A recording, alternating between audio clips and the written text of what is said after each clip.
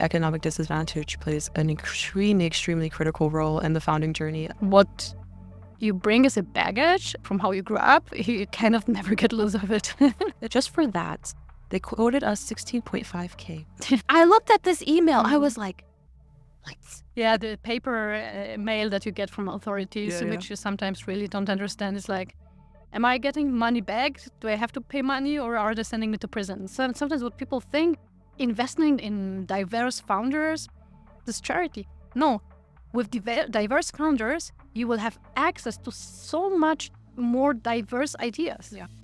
Hey there, risers and thrivers. Welcome back to On the Up and Up, the podcast bringing critical conversations to the forefront, amplifying the untold stories and achievements of the underrepresented and underestimated, and inspiring visionaries like yourself to pursue their dreams. I'm your host and the creator of this podcast, Janine, and on this episode, I'm joined by Agnieszka Walorska, who is a two-time founder, Ironman finisher, and on a mission to reduce bureaucratic hurdles for entrepreneurs with her latest venture, Mika, an AI co-pilot for managing accounting and taxes. In this conversation, we'll unpack the influences of socioeconomic privilege. To put it simply, we're answering questions such as, how do you build a company if you don't have that much of a financial security blanket? How do you raise that family and friends round if you really don't have family and friends who can afford to take such a risk? And we're answering so many more questions around the early days of getting started, especially if you're a founder who just doesn't have that much money. Agnieszka will dive into this from her personal experience, while I will share experiences from the perspective of a sidepreneur who is currently contemplating going full into her ventures. If you are an aspiring founder or in the early days of starting your company, especially in Germany, this episode is for you. So, with that being said, let's get into the episode. Welcome to the podcast. Welcome. Thank you for joining me. Yeah, thank you for having me. But actually, I think most of all, thank you for bringing this topic up to the table, because as I was saying to you privately, all of the research I've done in the past was very much looking at the funding landscape from a gender and ethnicity landscape. But what consistently came up as a topic was the socioeconomic point. Yeah. However, I never personally looked into it so much, but it is a prevalent one because it seems to make the biggest difference for a lot of founders. It is. I actually also looked for some research on that, but there's very little research, especially in Germany. There are some studies that relate to this kind of privilege gap in founding in the US, but very, very little. So I kind of came to this topic because of my personal experiences, and then I started trying to find more about this, and this is a topic that doesn't appear in any typical studies where you have gender gap and ethnicity gap, but you very rarely have this kind of economic disadvantage gap. Yeah, and I was actually, now thinking about it, I would say economic disadvantage plays an extremely critical role in the founding journey. I remember hearing from one woman investor who's quite prominent in the UK, and I remember her talking about her experiences and saying that because she grew up in a lower privileged environment in the UK, even the way she spoke sounded like she was from an underprivileged or a lower socioeconomic class, which already put her in a little bit of a disadvantage when it came to dealing with the others in the ecosystem as well. So we need to actually talk about this a lot more.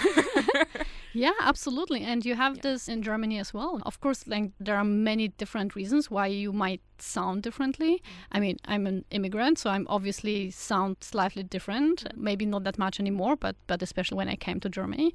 And also when you are second generation immigrant, which is like very often also correlates with possibly worse economic status, you also potentially have speak differently. But it's not just like the accent, but the words that you are using, you know. It's the whole habitus, the whole like social act, you would call it. I'm a sociologist actually, but for whatever reason, long story, like never. We'll unpack that at some point. It just happens when you start studying too young, you know. You make poor choices, But you are not used to certain wordings, you are not used to certain environments, you are not used to certain behaviors. The first time in a restaurant, I was a grown-up. I had no idea how to use like sushi sticks or anything like that, how to behave. Weird in some kind of places that smell like privilege. Although, you know, like a lot of change also in my life, and I can by now at least at some level, consider myself privileged. But what you bring as a baggage from how you grew up, you kind of never get loose of it. It's true. And it's a big unlearning process as well. And also a process of accepting the duality of it. Because I do think as people who come from a mixed cultural background and then we go into certain environments, we wear different personalities or different hats when we go into certain environments. And I would love to actually dive a bit deeper, even starting with your background. Like, how was the way you raised and where you grew up and your socioeconomic background, how has that influenced who you are and where you are now, and even the work you've decided to do? Oh, yeah. Yeah. So I think what was a constant in my life for a very long time is the lack of a safety net. On multiple different reasons. I don't want to get too detailed into the issues in my family, but I grew up in a very small place, like a village of 1,500 people, like very small, and always being kind of an outcast. And I moved out very, very early. So I think this is like one of the things that probably made me who I am. So I moved out when I was 14. Oh, wow. And I became completely economically independent when I was 18. So I was earning my own money. I had to earn my own money. I was working during university. So I was working every day starting at 5 o'clock for 4 hours before hitting university. Even this not always was enough to survive until the end of the month. And then I came to Germany, and the first year I had a scholarship, so I still managed to have very, very good grades. But then I decided to stay, and then again I needed a job because I was not eligible for any kind of help that people in Germany normally have. You know, you have normally like kind of Kindergeld, and then you have BAföG. Yeah.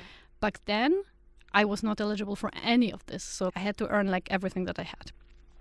So I lived from like 500 euros that I got in my first job.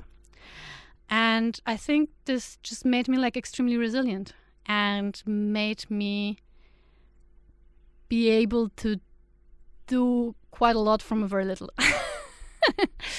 And also, I think when you went through this, then you know how little you actually need and how well you can manage, even if something like happens.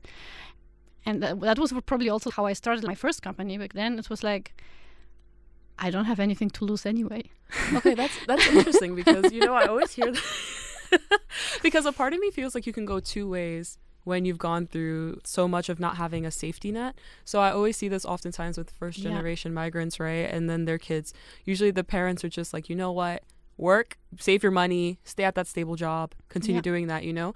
And oftentimes these are coming from parents who did not have that safety net and they were so stressed out. So I feel like it can go in both ways. And so I would love to understand that from your perspective.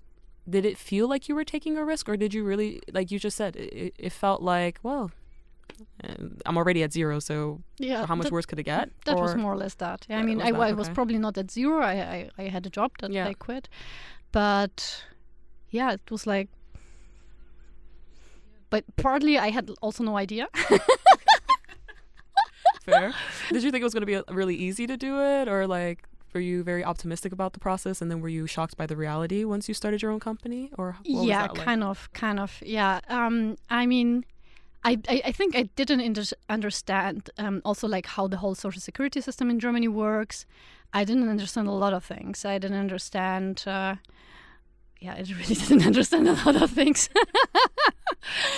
which I think like is like it's probably a blessing, because maybe if I understood too much of it, I would decide, okay, no, I just need a good job that pays good money. They and say then just ignorance like, is bliss for a reason. Yeah, at some level, yes, especially like in young age, probably. I'm happy that I'm not that naive anymore, and that's what it always is like with starting the next company. It's like it's easier because you know what you are doing, and it's harder because you know what you're doing. That's always the thing that I wonder when I speak to people who founded multiple times. I'm like, and you did it again? Yeah. Like, you weren't you tired after the first time? So maybe let's even continue with the first time that you started.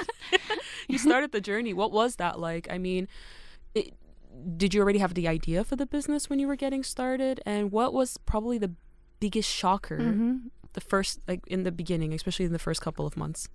So I think the type of company that I started back then was probably more something that you would expect from a woman or an immigrant, because I started a service company. So I started by being like a freelancer, which was basically the best time in my life because I had the most money and the most spare time and the most freedom, and I didn't have to take care of like employees and like building a company. It was like very kind of, I don't know, I found my niche and it was just going well. And then my co-founder, it was the same for him. He was like also kind of a freelancer, and we started working together more and more and starting like larger clients. And at some point, like we had a client and I said, okay, you have to start like a GmbH. You have to start like a real corporation to be able to work with us. And then we just like, okay. Yeah. And then we started. And then, you know, oh, interesting. So we basically started as an agency and then became more of like kind of a venture builder. And the idea was like, okay, we start earning money with service, and then we have enough money so we can build our own products. Oh yeah, that typical trap that probably a couple of people tap into. Okay, because I've heard this a lot. So it's not a good idea? I don't think it's a really good idea because it's difficult. I mean, it might happen. I mean, there are like some successful examples, but you really have to focus. Yeah, and then at some point of time, we were neither focusing on the service part nor on the product part, and then like, you know, it was really difficult. But I think the biggest shocker was the bureaucracy. That's honestly what scares me the most about starting a company in Germany. To be very honest with you, I'm scared of the Finanzamt and the bureaucracy, and I'm scared someone's going to come knocking at my door about something I don't know. And it's like, I'm like, am I going to end up in prison? Exactly. You're not the first founder that tells me this. Terrified, actually. Yeah. Even when I was freelancing, I was scared, to be honest with you. Yeah, but with in corporation, it's like even worse. Yeah. Like I think as a freelancer, you can just like somehow manage it. I mean, it is scary and difficult, and you kind of never really know how much money you actually have, how much money you have to like kind of save back for like all the taxes and all this stuff. So that's why, you know, being a tax advisor in Germany is such a lucrative profession. Yeah. Oh yeah, I've gotten one of their bills before. Yeah, exactly. And, you know, that's the business I'm in now by trying to automate this. And I made this trauma to kind of my new startup because there were like so many things. I really like, what is this IHK? Why do you have to be member of this and pay for this? Like, it was like the radio bill to me, to be honest. Yeah, exactly. This. Yeah. And then what is actually Statusfeststellungsverfahren?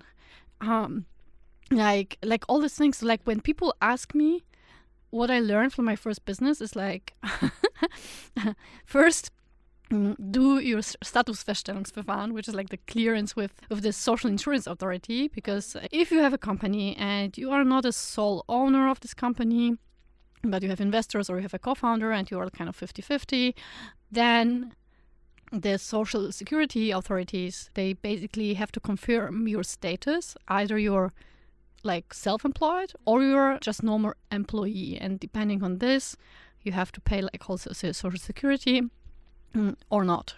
You know, you're the first person who's ever told me about this. Yeah, I've never heard about this before. Most of the people didn't, because you like just really don't know, you know.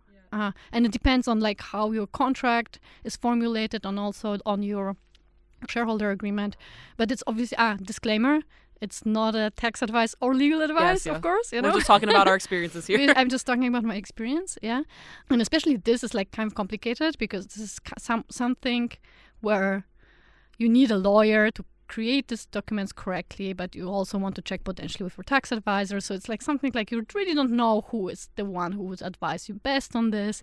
And that's actually one of the issues that I've run into recently, and it's driving me mad. Yeah. You'll talk to the lawyer and the lawyer will tell you to go talk to your tax advisor. Exactly. My tax advisor will say, I don't know, go ask your lawyer. I'm like, well, my lawyer told me to come talk to you. He's like, well, I don't know. I mean, based off what I've looked at, it looks fine. My tax advisor, then my lawyer's like, are you sure? I'm like, I don't know. I don't know. And you feel like you're constantly in this conundrum of nobody seems to know anything, and everyone is trying to legally protect themselves as well.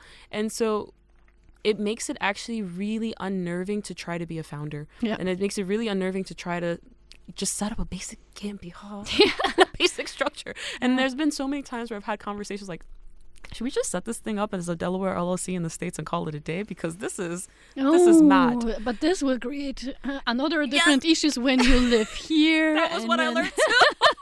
And I was like, never mind, it sounds like a bigger problem. And then I got to go deal with the American authorities. And I don't want to deal with those ones. Yeah, and then you potentially need like 2 tax advisors, one here and one there. And those ones are more expensive if they know how to do both. Yeah, exactly. But that's really also a very good example of like how this privilege gap manifests. Because a lot of people don't have these problems because they have their family tax advisor. They have people who can show them how they do this or help set up this for them. But when you're a founder that's really short on cash, and I mean, we tend in our Berlin VC-funded startup bubble to forget that we are not the only founders, that there are a lot of founders who are just setting up their small business and they have the same issues. And they usually, like a lot of them, don't have any help with this, and they don't know where to get help, and they don't even find a tax advisor because tax advisors are so short on talent or like on skilled workers that a lot of tax advisors are not even taking in new clients. Yeah. And even from a legal perspective, because I know like with the lawyers that we've had conversations with, they don't have everything in house, and then we need IP support, and they're like, we can try to connect you with someone from IP, but then that person's like, I don't have any time. And then I remember going through one of the more popular networks in Berlin that was like, we can connect you to lawyers. And I'm thinking, okay, if these lawyers are partnered up with an organization that's specifically focused on like migrants and people with a migration background, potentially these lawyers are going to be a bit more understanding. No. Like, we had these conversations. I explained multiple times there's not that, like, we really don't have money. We're just getting started. As much as possible, we'd like to wait to push everything until we are closing a fundraising round to be able to pay for things, but we want to understand now. And then, like, okay, but there's some things that we would still need to understand before we try to incorporate and officially get the whole thing started. Just for that, they quoted us 16.5K. I looked at this email. I was like, what? I was like, did I not tell you we're broke? And I'm sitting there, I'm like, if you didn't want to work with me, just say you didn't want to work with me. I mean, because sometimes this is really the point. That's what it felt like. Because I was like, we were very explicit. We have no money. And for you to come back with like 16.5K, and then I go back and I send a follow up like, listen, I told you we don't have money. Like, could we figure something else out? And then it was like, well, here's a 8K quote. And we'll only check one scenario. I'm like, if I needed you to just check one, I can check one scenario. My question is whether or not one scenario is going to put us in a better or worse situation than the other scenario, And that's for 8K. For a company that doesn't have 8K, where we would still anyway have to pay tax advisors for something else. And this was just your starting quote. Didn't even add taxes to it. The tip I would have here. What do we do? Incorporate as late as possible. Also because there are, which is also another issue in my opinion in Germany. Most of the grants, the easy to get grants, are available pre-incorporation. So if you incorporate, you cannot get this. But also most of the grants that you can get in a very early stage are focusing on academics. Yeah, it's like they exist and everything else, right? Exist. So there is like a broad network, which is again, most of the time, redistribution between people who are already in a better situation. But I find that also a hard bit of advice to give founders as well. Like, I agree, try to incorporate as late as possible, because now that I've seen what it costs you if you try to incorporate too soon, it's like you'll be broke. The whole thing's bankrupt before you even got started, right? But then at the same time, if you want to start testing and you've got a product and you just want to start trying to get your first paid users, you need an incorporated company to do that. Now what do you do? Because obviously you're going to incorporate, but you're not going to make money for a very long time. But the fundraising is going to take a while. And then it honestly just feels like, why am I even trying this? Like, why? It's insane, actually. I don't know, overwhelming. But what was that experience like for you with building your first company? Did you go for external funding at any point as well? Or everything was bootstrapped? It was bootstrapped. And I mean, we tried with some grants at some point of time, but it was basically bootstrapped. Okay. Actually, maybe explain to everyone what you're building now, why you're building it, because we've already got into the bureaucratic hurdles and the stress of it all. So I'm so glad your solution exists. Please tell the world. Yes, we're building, like long term, we want to really build an autopilot. Building autonomous AI agents for specifically for dealing with overhead tasks like accounting, like dealing with Finanzamt and other authorities. And later on, more about financial health of the company. And we started with really tax and accounting copilot. And so basically, to make accounting and tax filing, at least the VAT tax filings, basically very cheap and very non-intrusive and a little bit like educational. So, for example, you get feedback on like all the invoices that you just send, so you immediately know, okay, this is a correct invoice. You can deduct full tax from this, and here you need to change this and that, and this kind of things, you know. And I think the best feature, we're still on it, would be the translator for bureaucracy mail. Okay. So nice. the paper mail that you get from authorities, which you sometimes really don't understand, is like, am I getting money back? Do I have to pay money, or are they sending me to prison? But that's basically these three options that you have. Yeah?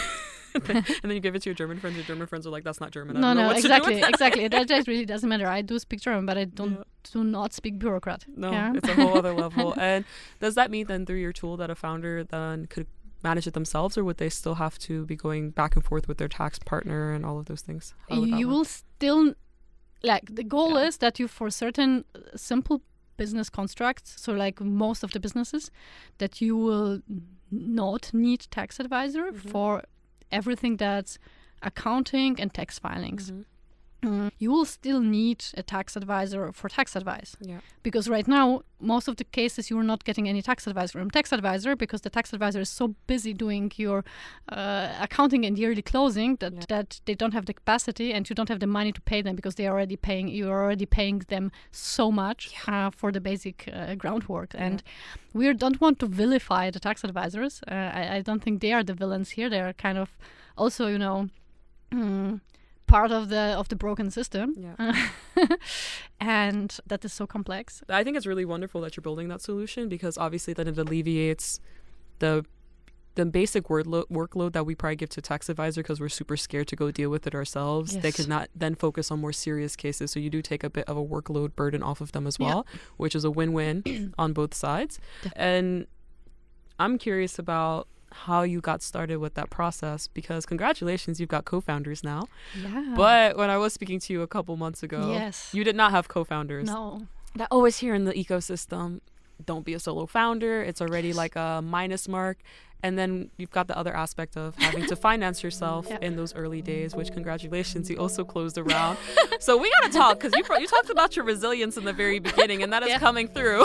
So I want to know, what was that beginning, that start to building Mika, like what happened? How did you go through that? Hey, it's me popping in quickly to ask, what do you think of the episode so far?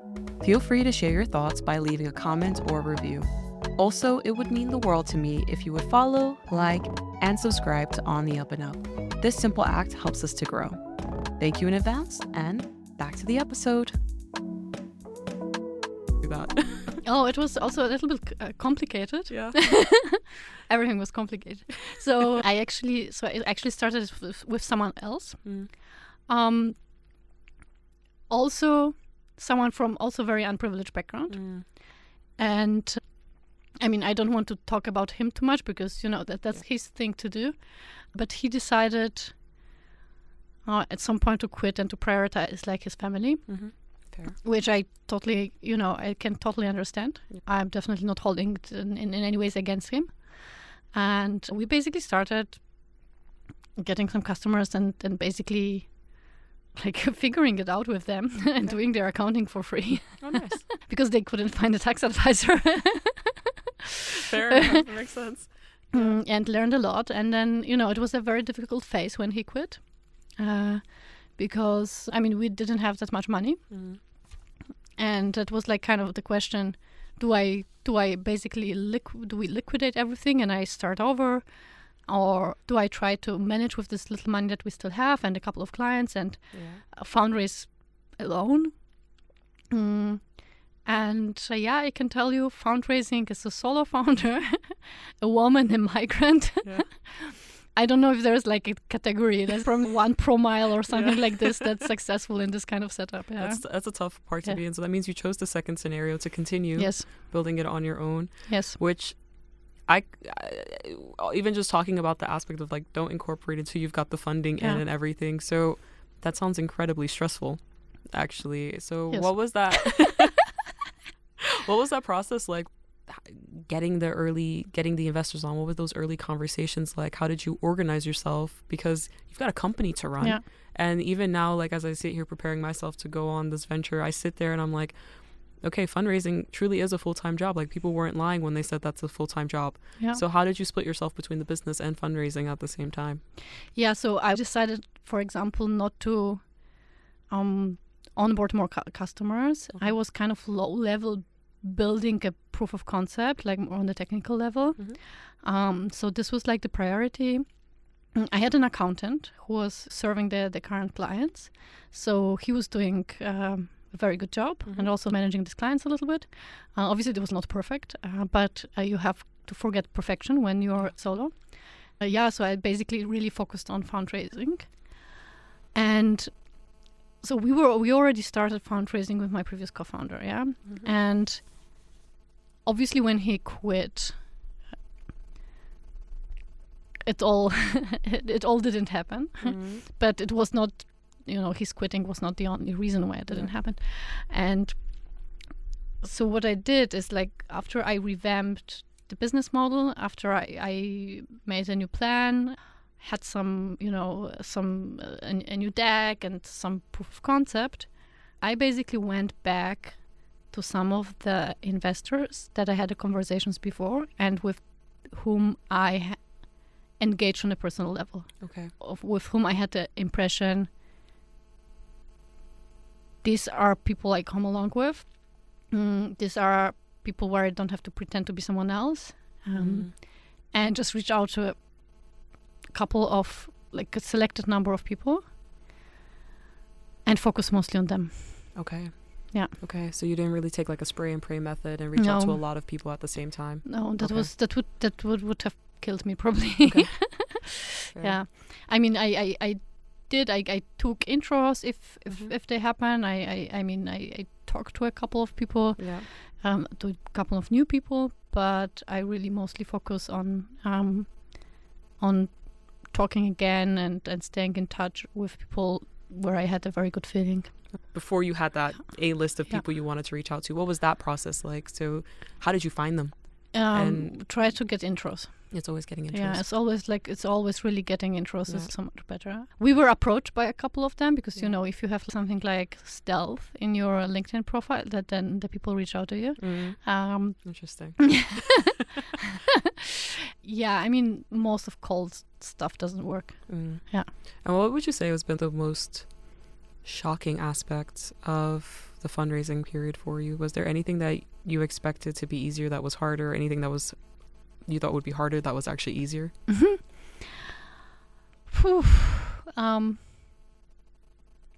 I mean, obviously what's really like interesting and probably very specific to Germany is that when you're raising pre-seed in Germany, I think this is like very specific also in like Europe. I think it's a little different than here than in the US. Like you had some discussions about really small tickets, like really angel tickets or like small fund tickets that they basically already expected you to have an MVP and an initial traction. And there is a limiting understanding that you also need money to actually pay yourself at least a small salary. So they're expecting you to go salary-less a lot of the time? Yeah, a lot of people would expect that. But this goes back exactly to the privilege gap. Exactly. So how long is someone like... Yeah, exactly. Because I would imagine, and you can talk about this from your experience, but I don't see how I could be productive building my company if the basic foundation of being able to provide for myself and my place to live isn't covered. Yeah. I wouldn't even enjoy building what I'm building if I can't afford to live in my own home doing it. So then in the eyes of some of the people, you're just like, then just get a job and don't try to start a company. I don't even... Why do I feel so aggressive just like thinking about that? Yeah. Because I've heard this before, and I always thought that's the most ridiculous and irrational thing. Like, why does everyone have to have this, like, either you've got to have a safety net already there where you have a ton of savings available, or you've got the initial family cash that can support you. Yeah. Or what, you live out of your car in these Berlin winters? Like, what? Like, if you have a car, because actually most people in the city don't have a car, so like a tent, like what are you expecting founders to do? Because I think about a lot of people in my friend circle, most of them to start their own company would need funding immediately. Yeah. I mean, you have these options like Berlin Startup Stipendium or exist for like some people, but that's it's only still for it's still very little if you, for example, have a family. Yeah. And it's even still very little if you're maybe not like 22 anymore.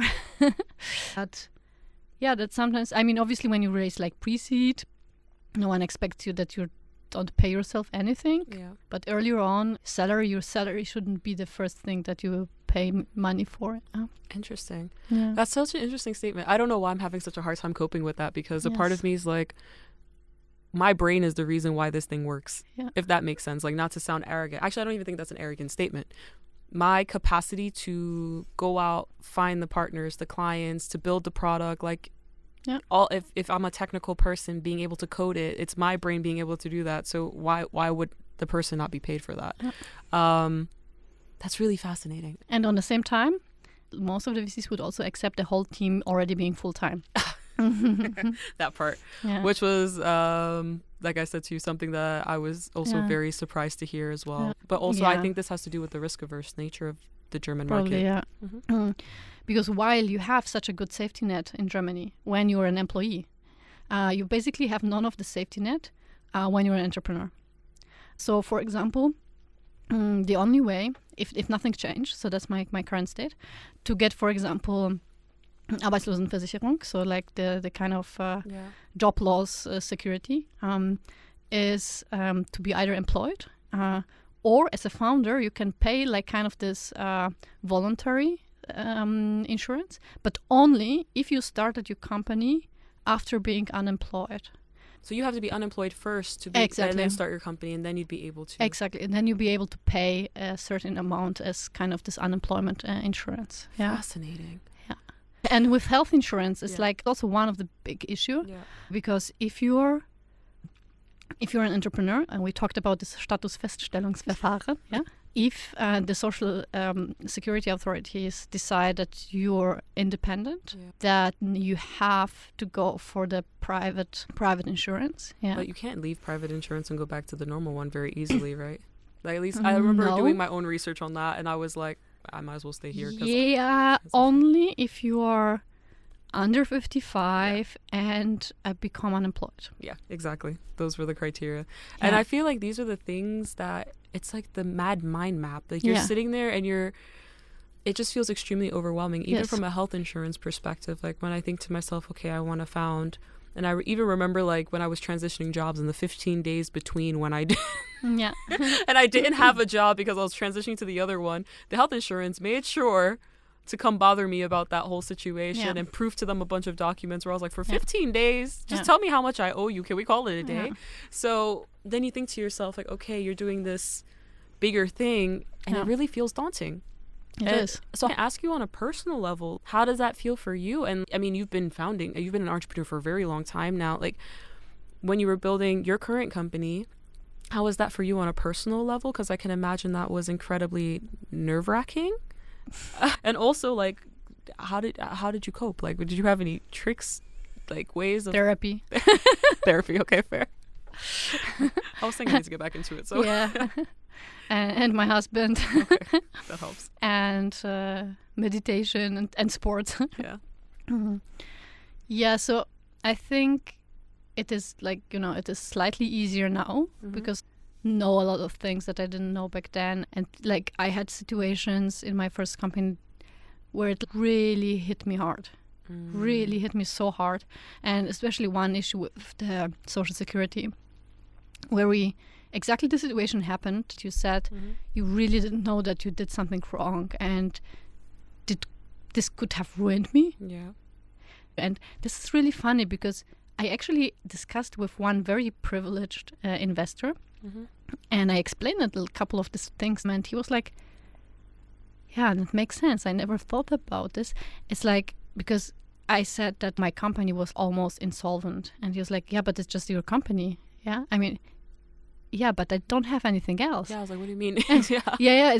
Because if you have like, if you're an investor in like 150 companies, or you founded a couple of them and you have enough money on the bank, or own a couple of real estate, then one of your companies going insolvent is like nothing. It's like, oopsie, yeah. But if it's like your first and only company, something that you build up when you were like in the beginning of your 20s, and you don't have anything else, then it's like your freaking life. Yeah, exactly. That's why I'm like, what do you mean he didn't get that? But then again, I have to think from his perspective. It's just one of many to him. But those are the things that make it so scary, because I think for myself and my perspective, I'm getting to a point where I kind of want to try. I want to jump into doing my own thing. And I had this realization not too long ago, as I've been sitting here contemplating the decision, like, you are your own safety net, and that's it. I don't have any backup. Like, if I don't figure it out, I'm screwed. Like, it's me and my dog in the streets. It really feels so daunting, and to me, it makes me like, actually, maybe let me just stay where it's safe, because I'm scared. Like, genuinely scared. And I think that goes to your point of like therapy. I was actually like, maybe I need to go talk to a therapist for a little while to mentally prepare myself if I'm going to make that decision fully, because that's always recommendable. Yeah. It's utterly nerve-wracking, the whole process. And even, going back to the beginning, nobody really knows. You don't know, but you know you need money. So it's just a lot to handle, I would say. Yeah, it is. Yeah. So utmost respect to you, like solo founding, getting that fundraising round closed, like incredibly impressive, honestly. Thanks. I mean, now I have a little bit of safety net, but it's not much, to be honest. Not for someone who is my age. I should have more. I would have more if I just went for a normal career. Do you regret it though? No, not 1 hour, not 1 second. Just wondering. Okay. I mean, I just realized when I sold my first company and then when I went working and being employed again, it was like fucking nightmare. I can imagine going from like running everything, doing everything on your own, and then walking into a very bureaucratic environment. Oh, Jesus. that part was more of a catalyst for you to be like, let me go fight bureaucrary really quickly. Yeah, that's let me start a new company again. Yeah. And I can guarantee you, when you go on this journey, I mean, you wouldn't want to go back, probably. Yeah. So be careful. Be careful. It's like once you're in, you're in. It's addictive. Yeah, it's addictive. Yeah. And I do think there's also a certain level of resilience that comes out of it. Like, I remember I was talking to Zach, who was on the podcast not too long ago, and he was just like, yeah, honestly, nothing phases me anymore. He's just like, once you've gone through it all, you're like, there's always a way. You're completely terrified. But when you get out of it after that, you're okay with it. And then you just continue founding and continue building, because it brings you joy and you get to solve problems. And I can imagine why it's a bit addicting as well. And I think it prepares you for for a lot and makes you really even more resilient, because I think the first 10 no's, they hurt, and then they stop hurting. They just another no. Okay, what do I learn from this? Do I learn anything from this, or was it just an asshole? Would you say that during the process you found that people were nicer than you expected, or were there a lot of like arrogant assholes that you would run into in the process of like funding and fundraising? And all kinds of them. There were like nice people. Yeah. They were real nice people. There were fake nice people, and there are people who didn't even fake being nice. You know what? At least they're themselves. Exactly. It's like, you know what you're getting with those. I'll take it. But what would you say then were the key sources of support and things that were really pivotal to you in this process to getting you where you are? Because, of course, not having the safety net is scary in and of itself. But were there other avenues and resources that you were able to lean on, even communities or mentorship or anything that really helped you in this process? So, I mean, I'm probably quite an extreme example of an introvert, even though I'm on a podcast, I'm talking to you, and I'm able to talk to people in general on some level, even though it drains me. I can understand. But I think for me, really most important is that I can discuss it with myself and that I have this kind of peace and strong conviction in myself. And I really realized this because before starting Mika, I actually tried to start something else, and it didn't turn. So it was like hard, and it was also this kind of co-founder split up very, very early on before we even incorporated. And then I started fundraising, and then I realized I'm not convinced enough. I'm not convinced enough. I'm just not this person for this company to go through with this shit. And it's like really different with Mika because it's like, I think this is like the most, it's like I'm like driven and convinced to the probably like some sick level that makes me want to go through this no matter what. That's interesting. Yeah. You know, that's actually a really good point that you bring up. And I do think that's something that anyone who considers founding should take in consideration, because I think to myself back in 2020, I was also trying to start something in the hair and beauty space. And then at the same time, I also started doing my research, and I realized I'm not the person for this particular business. I was like, I'm not the girl who spends time doing her makeup. I don't like doing my hair. I don't even know why I'm spending so much time on a business that requires something like that. I feel you. Yeah, I was like, honestly, just give me my computer and some data, and I'm probably way more excited to do my research. And my research project, I ran those for years. That business, I was like a couple months, and I was like, yeah, someone else is better suited. And that's a good point. It may not be the thing that pulls you through, because the process is so brutal. And with all the founders I've spoken to, you really have to love what you're doing. Otherwise, the question comes, is it really worth it? It wouldn't. It wouldn't be worth it if I wouldn't love it on so many levels. You know, I really want to solve this issue because I think that this bureaucracy is one of the issues and one of the big barriers for actually people from unprivileged backgrounds to become entrepreneurs. And maybe one fun anecdote from fundraising on this. I was talking to an investor who genuinely didn't accept that there is a need for this. Interesting. Yeah, because he said like, but why would someone do this? I do a lot of taxes, and I just have an employee for this, and the employee, it just figures it out with a tax advisor. We don't all have employees. Some of us can't even get a tax advisor, sir.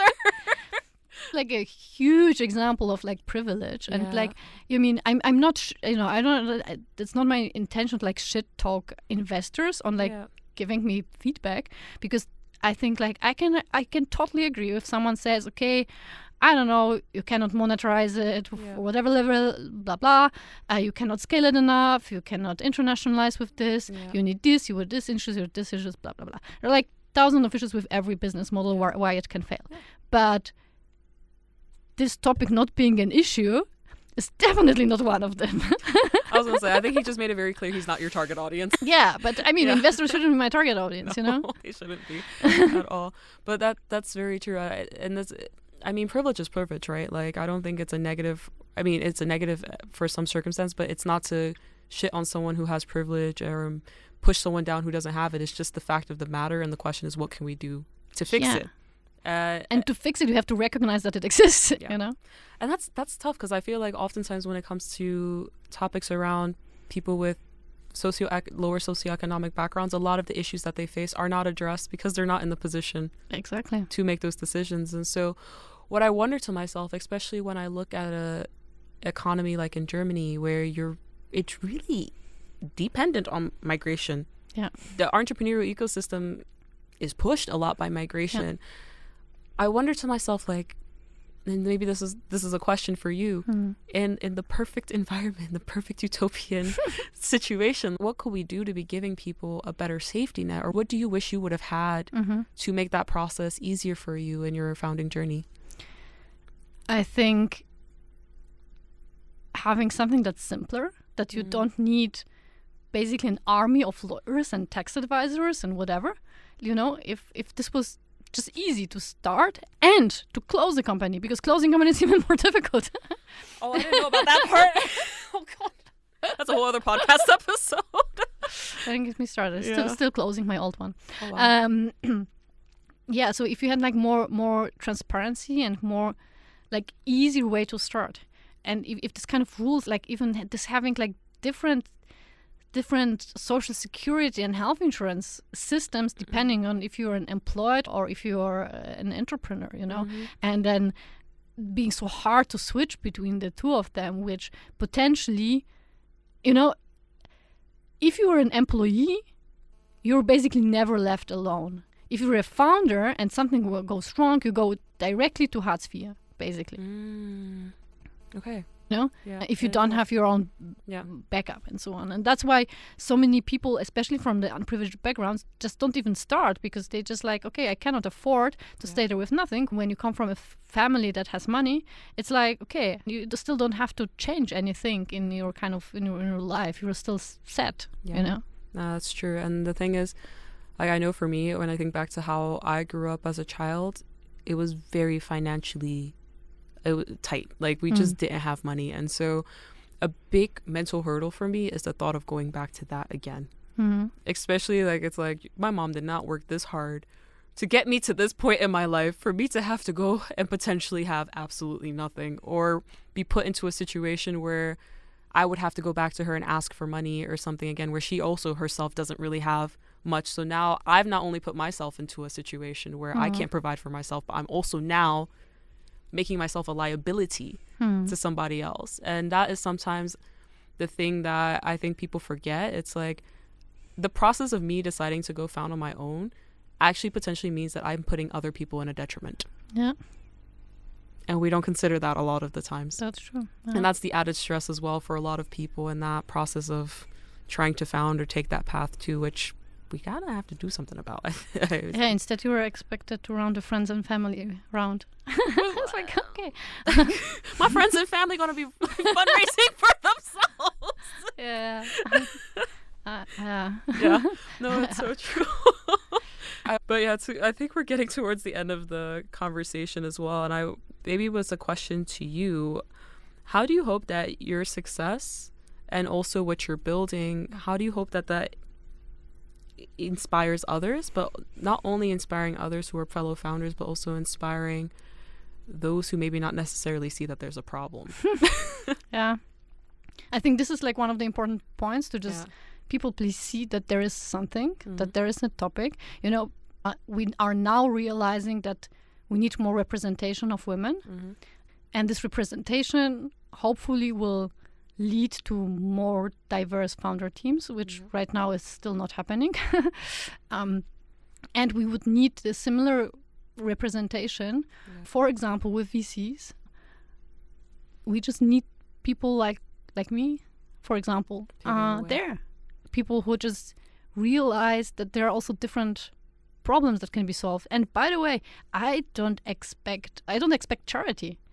So sometimes what people think, investing in diverse founders is charity. No, with diverse founders, you will have access to so much more diverse ideas. You know, and also diverse solutions. Yeah, exactly. Diverse solutions that are scalable, because if we're transparent about it, a lot of these diverse founders are coming from a perspective that a lot of the people who build companies right now, they're solving privileged problems. Exactly. Like, let's just call it what it is. They're just solving privileged problems. But this demographic of founders are solving the problems of the masses. Exactly. And if we're talking about those 10x returns that you're looking for, it's probably coming from that group of founders too. Exactly. And we really need more of this. And more sensitivity to understand what needs and what issues the people are dealing with. 100%. Because like I said, I from my own experiences and now trying to make this decision, it's interesting because with the team that I work with, we've got people on the team who are parents. People on the team who are already coming from an underprivileged background, who've worked so hard. And then to get the question of, oh, why is your team not fully committed? Well, they're fathers. What do you mean? And also, like you said, these stipend programs, which, yes, it's lovely that someone can get 2,000 euros a month, but someone who's a parent, that's not going to get them very far. Someone who's been working in the workforce for years and is now trying to transition out, maybe they have a bit of savings, but that 2K, drop in the bucket when you've got a whole family that you need to take care of. Or if you're from a background or a culture where you live abroad and your family still expects you to provide for them back home, another layer of stress in the process. So being more empathetic towards the problems and understanding that, investing in diverse founders is not a charity, it's investing in even bigger, greater solutions. And also considering maybe like 2 last thoughts that are really important, like for me. So also anecdotes from fundraising process. One VC who actually never founded a company, he called me a first-time founder because my first business was kind of bootstrap and service business. So for that him, doesn't count. Yeah, it doesn't count.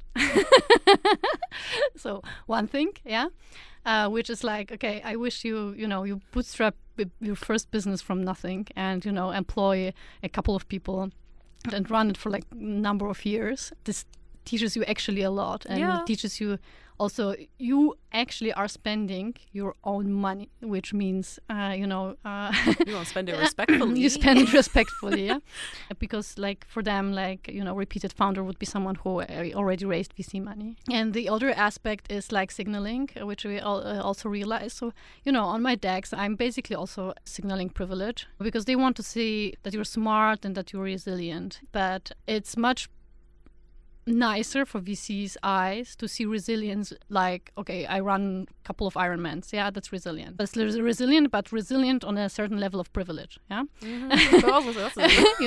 Yeah. But resilient as of I get up at 5 or I get up at 4 to get to work at 5 every morning at uni, it shows like, okay, you're poor. That's it. Or like my co-founder who also comes from working class and was first in the family that went to study, and he also worked as a bartender during his study, and we get like a feedback like, don't put it on Interesting. So you can put down that you've done Ironman.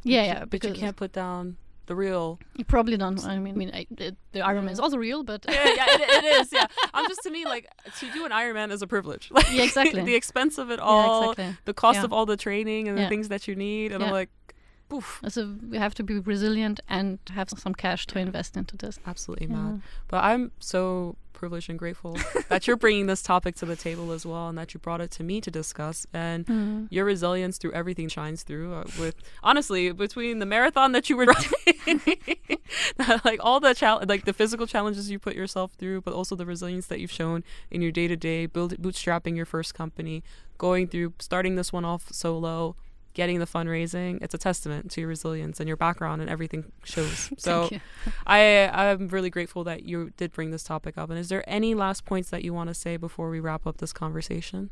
I want to say, if you really want it, then do this. But I wouldn't say, to be honest, I like before, like 20 years ago, I was like, everyone can make it. And right now, it's like, think carefully if you really want to do this. Think carefully if you really want to do this. But if you're like me, very driven and really see the problem to solve, don't wait until someone else solves it. Take the leap and solve it yourself. Solve it. Try to solve it. And you will find means. But it will be hard. Starting a company and leading it and going through all this downs and ups, this is hard. This is hard. You cannot sugarcoat this. This is hard, but it's worth it. And when you did this, you don't want to go back to anything. That leaves some hope. I think that's a nice, like, take a calculated risk, but there's also hope if you really want to do it. Don't rely on hope. Just push for your luck. Love, those are great words to end on. Well, thank you so much for coming to the podcast. Thanks.